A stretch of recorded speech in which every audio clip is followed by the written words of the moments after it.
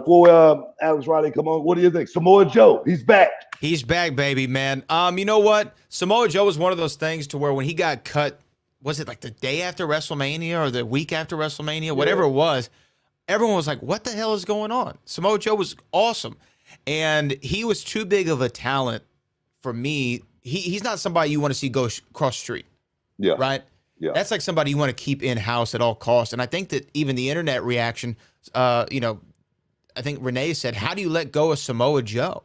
Right? So I'm glad that obviously he was always going to come back. And he's back in NXT, which to me, when he was in the WWE during that initial run, at least as an in-ring performer, his best stuff was in NXT.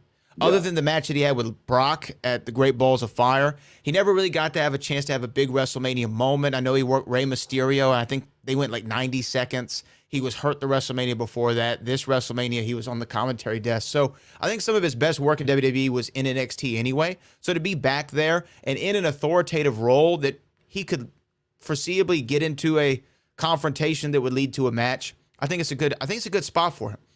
No, I mean, I think it's definitely. I think sometimes, like just like when Finn Balor came up to the main roster, kind of got lost in the shuffle. Finn Balor's a hell of a talent, but he definitely was kind of like a guy that he's there, but he's not really doing a whole lot because there's so many, parts to that machine that everybody's trying to get a piece of.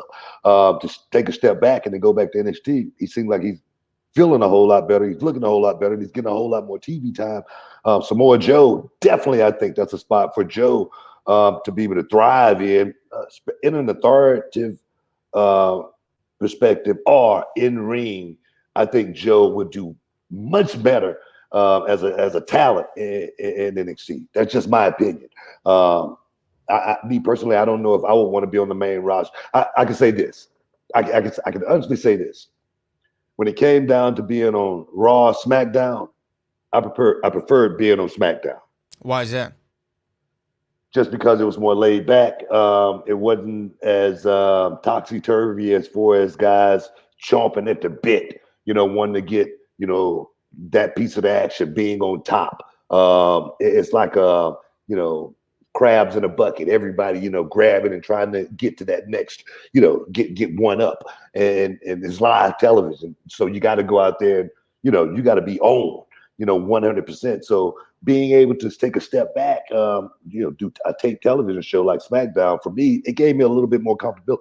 And for, the work at NXT, I think that it has perhaps that same feeling to where, you're still working on the mainstream. You're still working at the highest you can possibly be, but it's not as stressful as it could be working in, that live Monday night scene. It just definitely a totally different feel. Yeah, NXT seems like it gives you a little bit more time to breathe and to actually work, right? That too. Yeah. To actually go out there and do the craft. Yeah. Like, let's go out there and perform. Well, I understand Raw, especially when it was 2 hours. Now it's been 3 for, I don't know, a decade or however long now it feels like.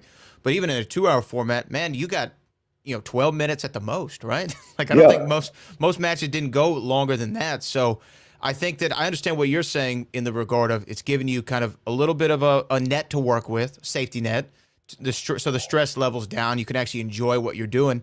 So it does seem like what a lot of guys down there at NXT like to do. Look, Adam Cole's been down in NXT since he's been in WWE. and I haven't heard Adam Cole not once say, I don't want them to call me up to the main roster. And he's really enjoying his role. I remember when Adam Cole, I've told a story when he was still on the independent circuit.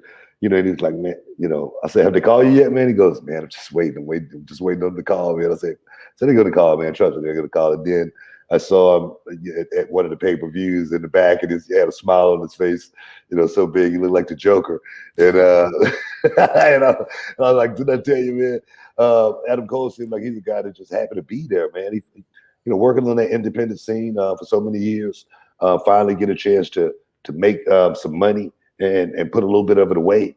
At the same time, to finally make it to a company where you can actually slow down, such as a Finn Balor, who was a guy that was flying all over the place. And, I'm sure his body was, talking to him on a regular basis when he was doing that stuff, even though, you're young and it's fun, it still hurts. So definitely coming up, Adam Cole, I'm sure he's happy exactly where he's at right now. And if he does get the phone call, I feel like he's one of those guys that's going to be prepared, and he's going to be ready to make that switch.